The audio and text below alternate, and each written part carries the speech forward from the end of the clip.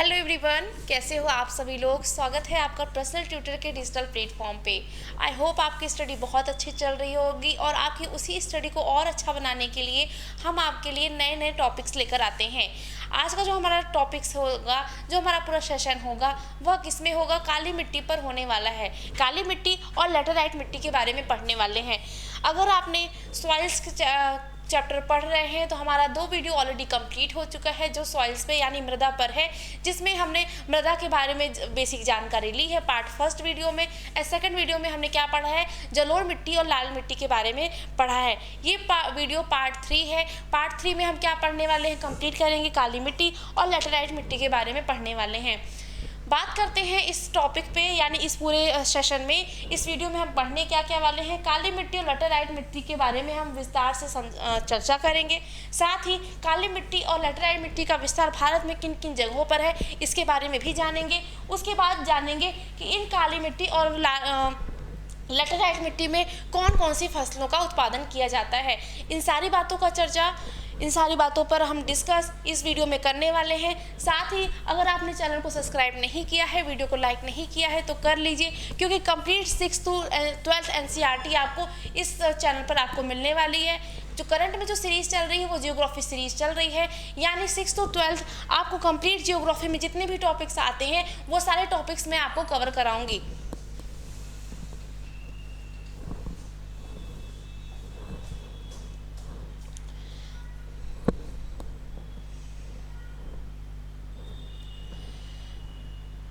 बात करते हैं भारत की मिट्टी के बारे में। तो भारत की मिट्टियाँ कितनी प्रकार की होती हैं। भारत की मिट्टियों को 8 भाग में बांटा गया है। हमने जलोढ़ मिट्टी यानी कांप मिट्टी और लाल मिट्टी के बारे में पढ़ लिया है। आज हम पढ़ने वाले हैं काली मिट्टी, जिसे हम क्या कहते हैं, रेगुर मिट्टी और लेटराइट मिट्टी भी कहते हैं। तो आज हम किन बातों पर डिस्कस करने वाले हैं, काली मिट्टी और लेटराइट मिट्टी के बारे में पढ़ने वाले हैं। काली मिट्टी का विस्तार देखा जाए तो भारत पर आप इन जगहों पर आपको काली मिट्टी का विस्तार मिलेगा। साथ ही आपको लेटराइट मिट्टी कहाँ मिलेगी, तटीय क्षेत्रों की बात करें तो वहाँ पर आपको लेटराइट मिट्टी मिलेगी। जानते हैं विस्तार से इन मिट्टी के बारे में।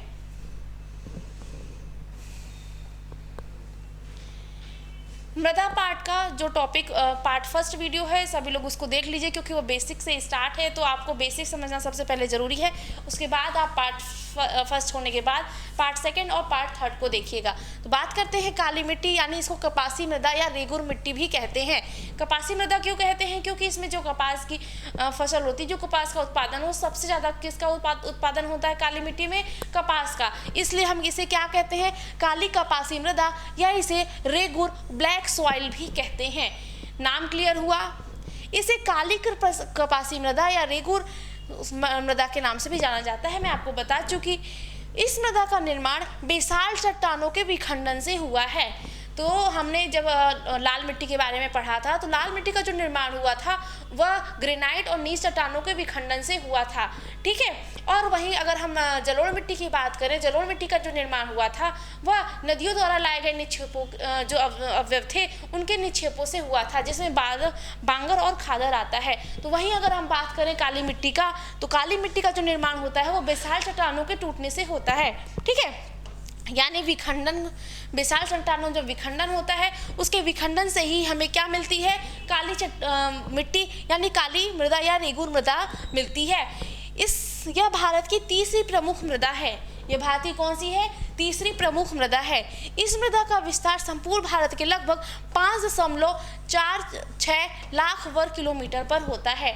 बात करें इसके क्षेत्रफल की, तो यह मिट्टी का जो क्षेत्रफल भारत में पाया जाता है यह कितना होगा, 5.46 लाख वर्ग किलोमीटर पर होगा, ठीक है। इतनी बात क्लियर हुई। एक बार फिर से रिवीजन कर लेते हैं। काली मृदा को कपासी मृदा या रेगुर मृदा भी कहते हैं, ठीक है। अब इसके निर्माण की बात करते हैं। निर्माण कैसे हुआ, तो इसका निर्माण किससे होगा, बेसाल चट्टानों में जब विखंडन होता है उससे ही काली मृदा का निर्माण होता है। क्लियर। यह भारत की तीसरी प्रमुख मृदा है। इस मृदा के विस्तार की बात करें तो विस्तार होगा हमारा 5.46 लाख वर्ग किलोमीटर पर होगा। तो पूरे भारत में 5.46 लाख वर्ग किलोमीटर पर कौन सी मृदा मिलेगी, आपको काली मृदा मिलेगी, यानी ब्लैक सॉइल, रेगुर मिट्टी भी जिसे कहते हैं, कपासी मृदा भी जिसे कहते हैं। इतनी बातें क्लियर हुई। आगे बढ़ें। यहाँ से आगे बढ़ते हैं और आते हैं अगले पॉइंट पर। अगला पॉइंट जो हमारा है, इस मृदा में लोहे के यौगिक की अधिकता होती है। किसके यौगिक की? लोहे की जो यौगिक होते हैं उसकी अधिकता देखी जाती है। लोहे, इसके कारण इसका रंग क्या होता है? काला होता है। अब जब लोहे के जो यौगिक हैं उसकी अधिकता होने के कारण इस मिट्टी का जो रंग होगा वह कैसा आपको दिख रहा है? काला कलर का दिखेगा, यानी यह ब्लैक कलर में दिखेगी। नाम से ही क्लियर हो गया, हम काली मिट्टी पढ़ रहे हैं, ब्लैक सॉइल पढ़ रहे हैं, तो ये रंग में कैसी होगी? काली होगी, बिल्कुल। इस मिट्टी में लोहा, चूना, पोटेशियम, मैग्नीशियम की अधिकता होती है। अब इसी मिट्टी में होता कौन सी चीज़ें बहुत अधिक मात्रा में पाई जाती हैं? कौन सी? सबसे पहला हो गया हमारा लोहा, उसके बाद बात करते हैं चूने की, पोटेशियम और मैग्नीशियम की अधिकता मिलती है। तो हम जो हमारी काली मिट्टी है उसमें लोहे, पोटेशियम, चूना और मैग्नीशियम हमें अधिक मात्रा में देखने को मिलता है। लेकिन हमें कमी देखने को किस में मिलती है? फास्फोरस, नाइट्रोजन तथा ह्यूमस में कमी देखने को मिलती है। किन किन चीज़ों में कमी देखने को मिलेगी? फास्फोरस, नाइट्रोजन तथा ह्यूमस में कमी देखने को मिलेगी। तो काली मृदा में सबसे अधिक मात्रा में क्या मिलेगा आपको? अधिकता किस अवयव की मिलेगी? तो लोहा, चूना, पोटेशियम और मैग्नीशियम की हमें अधिकता देखने को मिलेगी। वहीं बात करें कमी की, तो कमी में हमारा फास्फोरस, नाइट्रोजन तथा ह्यूमस की कमी हमें देखने को मिलती है। इतनी बातें क्लियर हुई?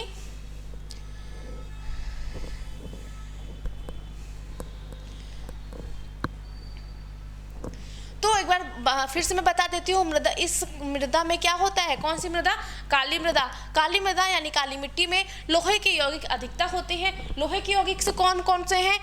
चूना, पोटेशियम, मैग्नीशियम, इनकी अधिकता देखने को मिलेगी। और कमी किसकी मिलेगी? कमी मिलेगी हमें फास्फोरस, नाइट्रोजन तथा ह्यूमस की कमी देखने को मिलेगी। तो ये हमारे अधिकता वाले पार्ट हैं और ये हमारे कमी वाले घटक कहलाएंगे। क्लियर?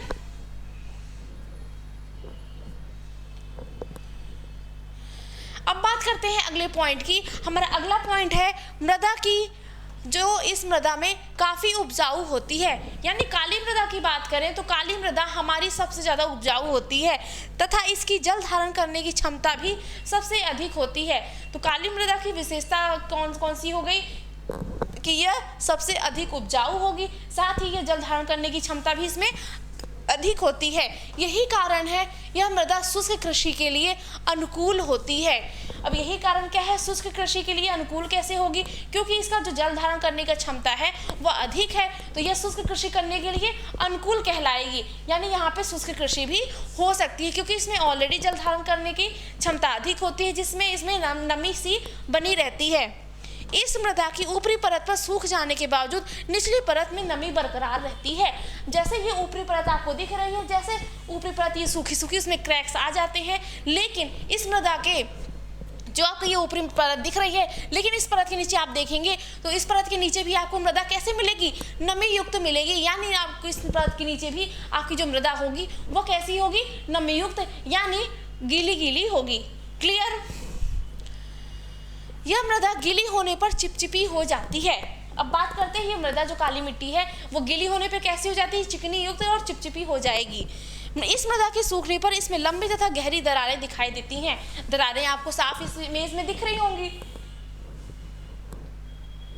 इस इमेज को देखिए आप और आपको क्लियर तौर पे आपको ये दरारें दिख रही होंगी। तो यह जब मृदा सूखती है तो इसमें क्या पड़ जाती हैं? दरारें, यानी क्रैक्स आ जाते हैं। ठीक है, जिस कारण इसे स्वतः कृषि मृदा भी कहा जाता है। अब इसी सूखने के कारण, क्रैक्स आने के कारण हम इसे क्या कहते हैं? स्वतः कृषि मृदा भी कहते हैं। तो इतनी बातें क्लियर हुई कि यह मृदा क्या होता है? काफ़ी उपजाऊ होती है, इसकी जल धारण करने की क्षमता अधिक होती है। इसी कारण यह जल धारण क्षमता अधिक होने के कारण इसमें क्या होता है? शुष्क कृषि जो होती है वह काफ़ी अच्छे और सरलता से हो जाती है। इस मृदा की जो ऊपरी परत होती है वह सूख जाने के बाद भी जो निचली परत होती है वह कैसी होगी? नमी युक्त होगी। साथ ही यह मृदा अगर गीली हो जाए तो यह कैसी? चिपचिपी हो जाएगी। अब यह मृदा जब सूख जाती है तो इसके ऊपरी भाग में यानी ऊपरी परत में क्रैक्स आ जाते हैं, यानी क्या? स्वतः दरारें पड़ जाती हैं। दरारें आप देख सकते हैं किस प्रकार से दरारें पड़ी हैं। दरारें पड़ने के बाद भी जो नीचे की मृदा होगी वह गीली होगी और इन्हीं दरार पड़ने के कारण इसे स्वतः कृषि मृदा भी कहा जाता है। इतनी बात क्लियर हुई स्वतः कृषि मृदा क्यों कहा जाता है। अगर क्वेश्चन पूछ लिया जाए तो आपको डाउट नहीं होगा कि इसे स्वतः कृषि मृदा क्यों कहते हैं। इतनी बात क्लियर हुई, आगे बढ़े। अब आते हैं फसलों पे। इनमें काली मृदा में कौन कौन सी फसल होती हैं तो बात करते हैं। काली मृदा में कपास, मूंगफली, चना, सोयाबीन और तिलहन व गेहूं आदि फसल के लिए उपयुक्त होती है। ठीक है, कौन कौन सी मृदा? कपास यानी जो कॉटन की फसल होती है। ये देखिए आपको इमेज में दिख रहा होगा कॉटन के फूल किस प्रकार से, कॉटन के पेड़ों पर ये कॉटन के फूल निकले हुए हैं। तो कॉटन यानी कपास, मूंगफली, चना, सोयाबीन, तिलहन, गेहूं आदि के लिए उपयुक्त होती है। तो काली मृदा में क्या होता है, ह्यूमस की कमी होती है, लेकिन हमारी जो कपास है, मूंगफली है, चना, सोयाबीन, तिलहन व गेहूं के लिए यह उपयुक्त मिट्टी मानी जाती है। इस मिट्टी में इन फसलों का उत्पादन बहुत ही अच्छी गुणवत्ता के साथ होता है। विस्तार की बात करें तो ये काली मिट्टी का विस्तार भारत में किन किन क्षेत्रों में है उसके बारे में चर्चा करते हैं। यह मृदा मुख्यतः महाराष्ट्र, सर्वाधिक मात्रा में महाराष्ट्र में मिलती है। तो मैप में देखा जाए तो महाराष्ट्र में सबसे ज़्यादा कौन सी मिट्टी मिलती है तो वो काली मिट्टी पाई जाती है। तो हमारी काली मिट्टी का जो सर्वाधिक क्षेत्र होता है, सबसे ज़्यादा मिलने वाला क्षेत्र है वह कौन सा है, यह महाराष्ट्र है। क्लियर हुआ, मैप में सभी को दिख रहा है महाराष्ट्र में काली मिट्टी मिलेगी। उसके बाद हमारा मध्य प्रदेश के बाद गुजरात तथा तमिलनाडु में क्षेत्रों में भी हमें काली मिट्टी देखने को मिलती है। इतनी बात क्लियर हुई।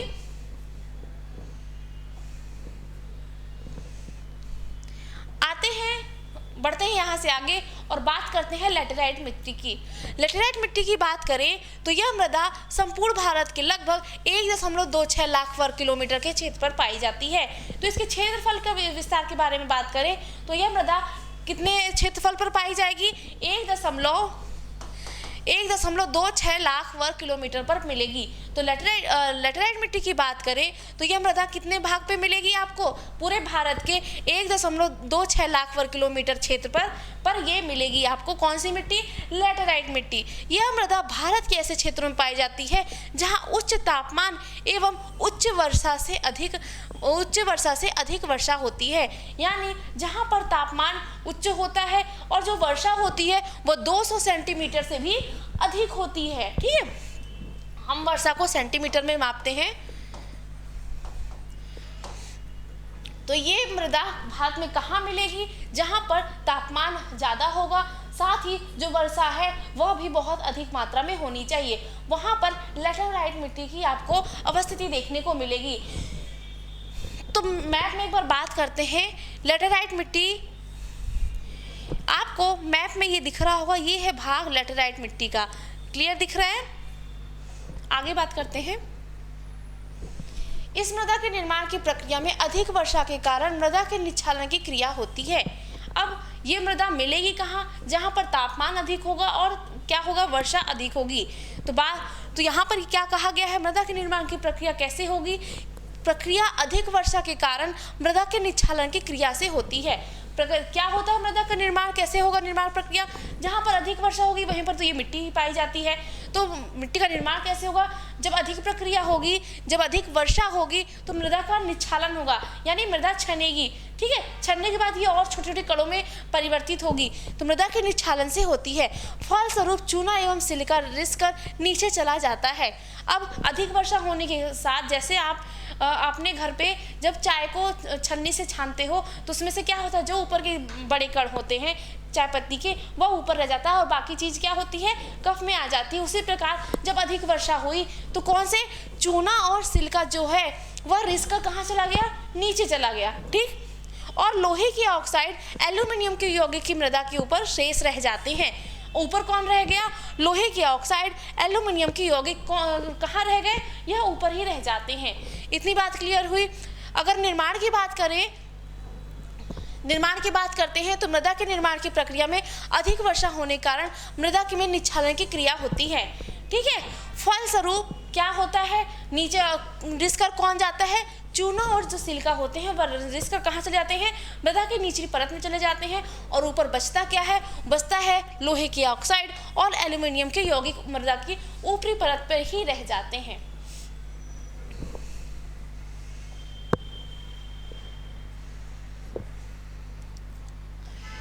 इस मृदा में नाइट्रोजन, पोटास, फास्फोरस, चूने आदि का अभाव होता है। अब इस मृदा में अभाव की बात करें, अगर इसके अवयव की बात करें तो किन किन चीज़ों की कमी रहेगी। कमी की बात करते हैं तो नाइट्रोजन, पोटास, फास्फोरस तथा चूना आदि का अभाव हमें मिलेगा। लेकिन हमें लोहे की ऑक्साइड, हमने बताया था ये आपको 2 मिनट पहले, कि ऊपर जो रिसकर नीचे चला जाता है उसके बाद हमारा क्या बचता है, लोहे की ऑक्साइड और एल्युमिनियम की ऑक्साइड। तो बचा क्या, लोहे तथा एल्युमिनियम अधिक मात्रा में पाया जाता है। अब रिसकर जो नीचे चला गया वो तो मिलेगा नहीं, जो ऊपर बचता है यानी लोहे की ऑक्साइड और एल्युमिनियम की ऑक्साइड ऊपर बच जाते हैं, और वही सबसे ज़्यादा अधिक मात्रा में हमें इस मिट्टी में देखने को मिलेंगे। तो इतनी बातें क्लियर हुई कि इस मृदा में क्या क्या चीज़ों का अभाव देखने को मिलेगा आपको। जल्दी से मुझे बताइए, नाइट्रोजन, पोटास, फास्फोरस, चूना आदि इस चीज़ों की कमी देखने को मिलेगी। साथ ही लोहा तथा एल्युमिनियम इस मृदा में आपको अधिक देखने को मिलेंगे, यानी अधिक मात्रा में मिलेंगे। इस मृदा की प्रकृति अम्लीय होती है। अब जो हमारे मृदा की बात कर रहे हैं, इसकी प्रकृति कैसी होगी, यह अम्लीय प्रकृति की होती है, जिस कारण यह चाय की खेती के लिए सबसे उपयुक्त होती है। अब चाय की खेती के लिए अगर क्वेश्चन पूछ लिया जाए कि चाय की खेती के लिए कौन सी मृदा इंपॉर्टेंट होती है, तो आप क्या बताएंगे, लेटेराइट मिट्टी। और लेटेराइट मिट्टी की प्रकृति यानी उसका जो नेचर है वो कैसा होगा, अम्लीय यानी एसिडिक होगा।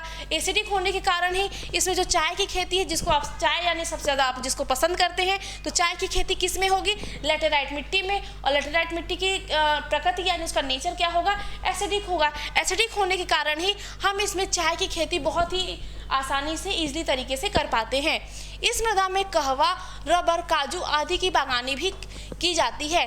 तो आप रबड़ की खेती अगर आप देखें तो किस प्रकार से रबड़ पेड़ों से उसके दूध के द्वारा हम रबड़ को इकट्ठा करते हैं, उसके बाद हम रबड़ को फैक्ट्रियों या फिर उद्योगों में ले जाकर उसको रबड़ में कन्वर्टेड करते हैं। काजू तो आप रोज़ डेली खाते होंगे, तो देख लीजिए काजू के पेड़ कैसे होते हैं। और ये है आपके चाय की खेत, जो पहाड़ी क्षेत्रों पर रहते हैं और सीढ़ीनुमा बनाए जाते हैं। ये आपके मिलेंगे कहवा के यानी कॉफ़ी के खेत। तो इसमें सबसे ज़्यादा इम्पोर्टेंट जो आपकी फेवरेट चीज़ें हैं, चाय और कॉफ़ी, इस मिट्टी पर वही उगाई जाती है। कौन कौन सी, चाय और कहवा इस मिट्टी में आपको किसमें, लेटेराइट मिट्टी में देखने को मिलेगी। कि लेटेराइट मिट्टी की बात करें तो प्रकृति अम्लीय होने के साथ इसमें क्या होता है, चाय की खेती बहुत इजी तरीके से की जाती है। तो लेटेराइट मिट्टी की बात करें तो ये आपको कहाँ मिलेगी, तटीय क्षेत्रों के साथ साथ ये आपको पहाड़ी क्षेत्रों में भी देखने को मिलेगी। यह मृदा कम उपजाऊ मिट्टियों की श्रेणी में आती है। अब यह मृदा क्या होती है, कम उपजाऊ होती है, क्योंकि इसमें जैविक पदार्थों की जो मात्रा होती है वो काफ़ी कम होती है। यह मृदा गीली होने पर मुलायम तथा सूखने के बाद कठोर पथरीली हो जाती है। इस मृदा की बहुत खास बात है कि यह मृदा गीली होने पे कैसी हो जाएगी, मुलायम, लेकिन जब ये सूखेगी तो यह कैसी हो जाएगी, पत्थर की तरह कठोर हो जाएगी। ठीक है, इसलिए इस मृदा का उपयोग किस में किया जाता है, ईंट बनाने में किया जाता है। तो हमारे जो घर बने हैं, जो हमारे घरों में ईंटें लगी हैं, वह किस मिट्टी के, उस ईंटों का निर्माण किस मिट्टी के द्वारा हुआ है, तो आप कहेंगे लेटेराइट मिट्टियों के द्वारा हुआ है। इतनी बातें क्लियर हुई। यह मृदा कम उपजाऊ होती है, क्लियर हुआ आपको। अब यह मृदा की एक खास विशेष बात जो है वह क्या है कि यह मिट्टी गीली होने पर कैसी होती है, मुलायम होती है, यानी सॉफ्ट होती है। लेकिन जब ये सूख जाती है तो इसमें क्या होता है, ये पत्थर की तरह कठोर हो जाती है। और इसी का फ़ायदा उठाते हुए हमने इससे ईंटें बनाना स्टार्ट किया, जिससे आज हमारा पूरा घर बना हुआ है। तो हमारे घर में लगे ईंट किस मिट्टी से बने हुए हैं, लेटेराइट मिट्टी से बने हुए हैं। लेटेराइट मिट्टी की बात करें तो यह कैसी पत्थर की तरह सूखने बाद कठोर हो जाती है, और इसीलिए हम इससे क्या बनाते हैं, अपने घर बनाने के लिए ईंटों का जो निर्माण होता है वो इस मिट्टी का ही उपयोग किया जाता है।